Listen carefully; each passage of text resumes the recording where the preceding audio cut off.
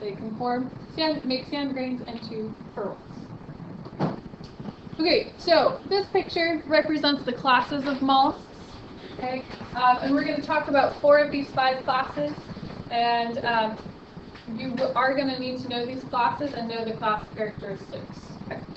So the way that I would actually study this is like to kind of create a chart. Okay, because the next 3 cycles you're going to need to know the phylum characteristics and then the class characteristics, because the classes of each of these are very different. Okay, so the way that I would study for this is create some charts. So you've got your mollusca, and then the phylum characteristics, and then your different classes, and then the class characteristics. All right, so that's how I would study for this. So this picture represents the classes. So you've got bivalvia, those are scallops, oysters, mussels. Okay, you've got polyplacophora, which are chitons. Okay, gastropoda, which are snails, limpets, abalone, and cephalopoda, which are squid, octopus, cuttlefish, nautilus, that sort of thing. And then the last one, the one we're not going to talk about, are tusk shells. They're a little bit more rare, so we're not going to talk about them. So let's look at a couple of them. Polyplacophora. Okay, polyplacophora means many plates carrier. So these guys actually have 8 shells on their back. Many plates, so many shells, essentially. And so they've got 8 shells on their back, and then their mantle surrounds their shell. And so the things that you would find in this class of mollusks are chitons. Okay? Here's what they look like. When we go to the tide pools in the spring, if you look at the rocks, you'll see there are chitons all over the rocks. The chitons live in the intertidal zone, and they walk around and they lick algae off of rocks. So that's what they do. If you look at the middle picture, can you see the lines that run across the pink shell? Okay. Each of those is like the separation between the shells. So if you count them, there's 8. Okay, and then see the green that surrounds it? That's the mantle. Okay, we've got 8 shells on the dorsal side, and the mantle surrounds the shells. So that's not like one big shell, those are all separate shells. Yes, so think of like a roly-poly, right, and how it's got like plates on the back. It's kind of like that. Now a roly-poly is an arthropod, which is different, but it's got like kind of the same concept. Like if one shell broke off, would it like regrow, or? It would maybe. That's probably going to be doing a lot of damage though, so maybe not. Yeah. I remember I saw like this thing, like an old fossil, and it looked exactly like the thing in the middle, but it was like brown, obviously. Trilobite? So these things really like have been around for a long time. Yeah. Next class is gastropoda. So gastropoda means stomach foot. Okay. And basically their stomach sits directly over their foot. That's how they get their name. Class members are going to be snails, abalone, limpets, sea slugs, all sorts of stuff. Okay. All the way on the right, this is a sea hare. We'll probably find these in the intertidal zone when we go. They're a type of mollusk. If you irritate the sea hare enough, it will ink, because it actually has ink. It's got like this purpley color ink. And they'll, like, if you try and like pick them up and stuff, they kind of like put themselves into this big ball shape to try and prevent you from. No, sea slugs. They sea hare. Not all sea slugs. Characteristics of this class: they have one shell that's either coiled or uncoiled. So the abalone that I passed around, that's an uncoiled shell, whereas like a snail shell would be a coiled snail, a coiled shell. They also have their stomach over their foot, which is their other class characteristic. All right. So here's some kind of sea slugs you run. Okay. So here's some pictures just to help you see the different kinds of things that you'll find in here. Here's an abalone. That's the shell that I just passed around. That's what it looks like alive. Okay, so the actual animal inside there. Limpets. Okay, so a couple different kinds of limpets that you can see. All sorts of kinds of snails. This is a sea butterfly. It's a shellless snail that lives in the open ocean and is a filter feeder. So. Filter feeder. Which is unusual for gastropods. Feeding options for gastropods. There are going to be a lot of different feeding options for gastropods. They can be herbivores, so they can be walking around eating algae off of rocks or eating like kelp or even benthic diatoms. They can also be carnivores, so they'll eat other things like other mollusks, sea urchins, fish, barnacles, lots of stuff. If they're carnivores, they're going to track their food by smell, and then once they get there to the prey, they're either going to like drill a hole through the shell or harpoon it, or just digest the flesh of the animal. So here's some different pictures for you. So you got your cone snail eating the fish, your little snails eating the algae. Not the tusk shell over there. Okay. You can also have scavengers and deposit feeders. So deposit feeders are going to be things that are walking around eating stuff off of the ground. Or you can have a deposit feeder that will actually eat the dirt itself, digest the organic matter that's there, and then poop out the dirt. So you can, that's kind of analogous to you eating peanut butter covered marbles. Okay? So if you ate peanut butter covered marbles, your body would digest the peanut butter and then you would poop out the marbles. Okay? That's what these kinds of deposit feeders do. Okay, so the organic matter that would be there would be detritus, small pieces of detritus, some of the nematode worms that live between the grains of sand, okay, any small things that are living there. A scavenger would actually eat big pieces of detritus. So next semester you'll watch a video and there's like this kind of snail, they're surfing snails, so they stick their foot up into the water when there's waves and they catch a wave, and they come up to shore and then they crawl up on shore and eat dead fish that wash up on shore. So they're scavengers. You can have filter feeders, but that's really rare for gastropods. Filter feeders are typically your bivalves, but you've got your sea butterfly, which is a filter feeder. So those are the kinds of feeders you could have. Nudibranchs are gastropods that don't have a shell. And nudibranchs are really pretty. So they have really, really bright colors and they have bizarre shapes because they have gills on their back. Okay? And nudibranch means naked gill because they have no shell to protect those gills. So they've got their gills on their back. Their gills are called serrata. Okay? And they're all of these really, really bright colors. The reason why they are bright colors is because they're poisonous. They're not poisonous because of themselves. They're actually poisonous because of what they eat. So they eat nigerians, which have stinging cells, right? And so when they eat nigerians, they're actually able to keep those stinging cells from firing. And then they take those and they stick them in the tips of their serrata, and when you touch a nudibranch, you can get stung by a jellyfish. So, kind of cool. So here's what they look like.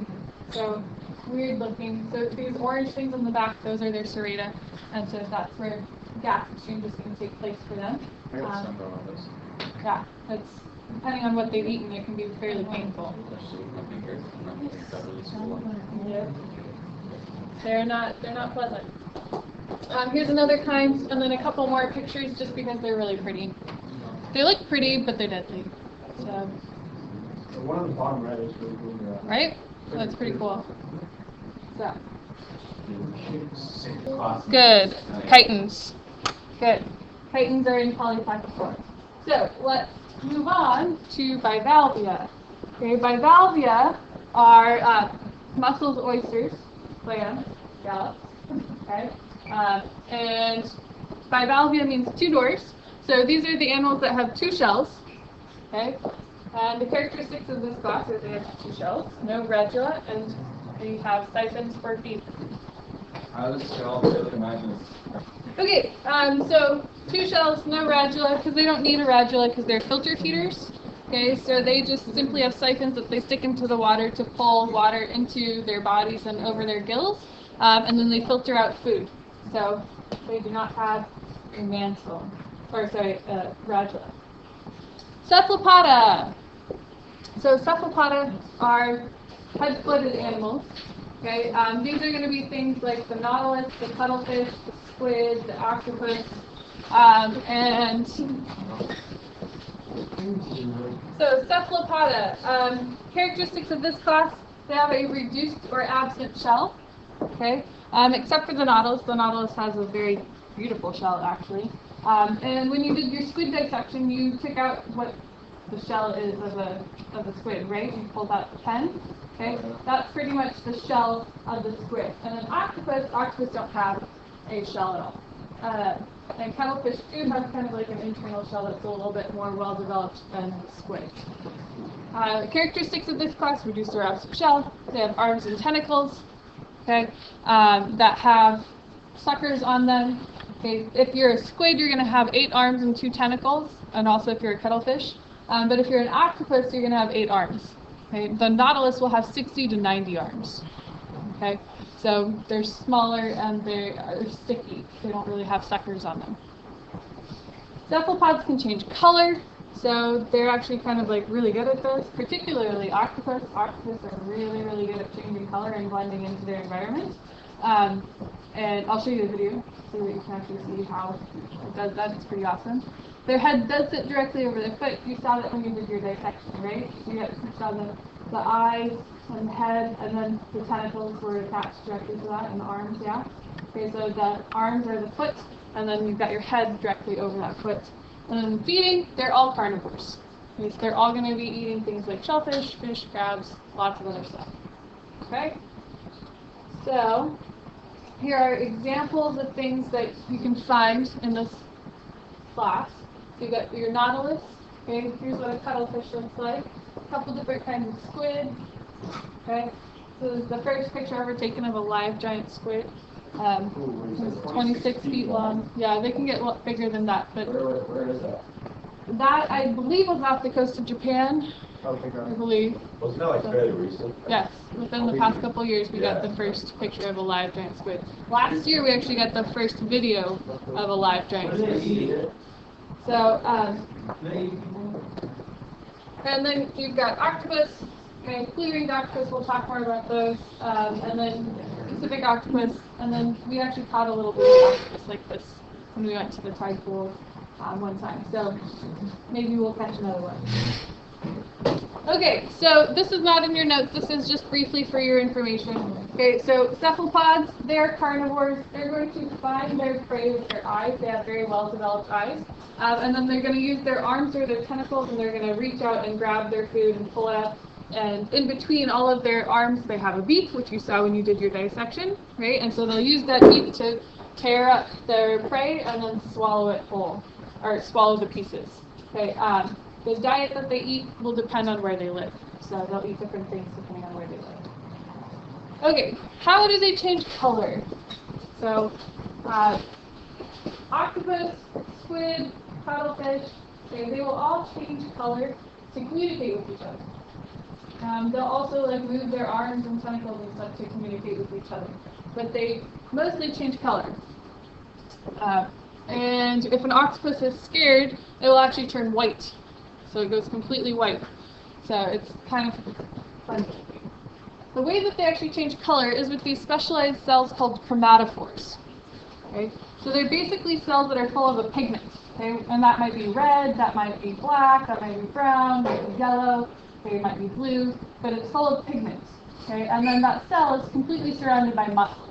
Okay? And when those muscles contract, they shorten and they pull on the cell. What they do is they take that round little cell and they flatten it out, and that color, that pigment that's just in that cell gets displayed on the surface of the squid or octopus. When those muscles relax, it goes back into a circle and that color is not displayed on the surface. So you can see here, like this picture. So here, this is your chromatophore full of different colored pigments. Let's say this one's pink. Okay, and so when these muscles contract, shortens, and that cell flattens out, and the color gets displayed on the surface of the animal. When they relax, okay, that chromatophore kind of folds in on itself, and that pigment is not displayed, and so the squid will change color, which is kind of cool. Does that make sense? Okay. So let's actually watch a short video of this.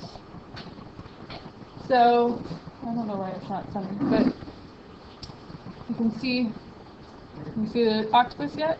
Oh. It's scared. It is scared, and it inks. Okay, to try and swim away. What is chasing it? A person, and then it decides it can't get away, and so it kind of like puffs itself up and displays spots like you don't want to mess with me. I'm super dangerous. So now they're gonna do it in slow motion in reverse, so you can watch it like actually like hide. So there it goes, and it's gone. You can't even see it. So it's matching the pattern, color, brightness, and texture of the algae. Because it's see-through when it, or it's like original color when it's not. Well, it just depends. Yeah, I mean, it just depends on what they're displaying on the surface, which is cool. So pretty cool, huh? And that's all by using their chromatophores. The way that they actually change the texture of their skin is they have little muscles inside of their skin that they can contract or relax to make them like bumpy, like make their skin bumpy and help them to blend in. What's crazy is octopus and cuttlefish and stuff are actually colorblind. So they can match the color like precisely, but they're colorblind. Their eyes are colorblind. And so we're kind of like, oh, okay, how do they match the color so precisely? Like, how do they do that? What's going on? Well, we actually found that in their skin, they have these proteins that are called rhodopsins. Okay? And rhodopsins are a protein that are similar to the protein in the back of your eye that capture sunlight, okay, and capture light. So they actually have that in their skin so that they can detect the different wavelengths of light and match the color that they're sitting on, which is crazy, huh? They also can, so they can't see color, but they can see polarized light. So, you know, if you ever wear sunglasses that are polarized, right? So, yeah, so they can see polarized light. So when you do that, like it cuts down on glare and stuff like that. That's why you want to wear polarized sunglasses. They can actually see all of like the different angles of the light and stuff like that, which they think will help to, you know, help them match the color exactly. Cool, huh? So they can match color and change color. Octopus are much better at this than squid are. Squid a lot of times will only really be able to like flash colors like red or white, but octopus, like you saw, they can match colors and patterns and textures. Pretty. Okay. So form and function in mollusks. So how do they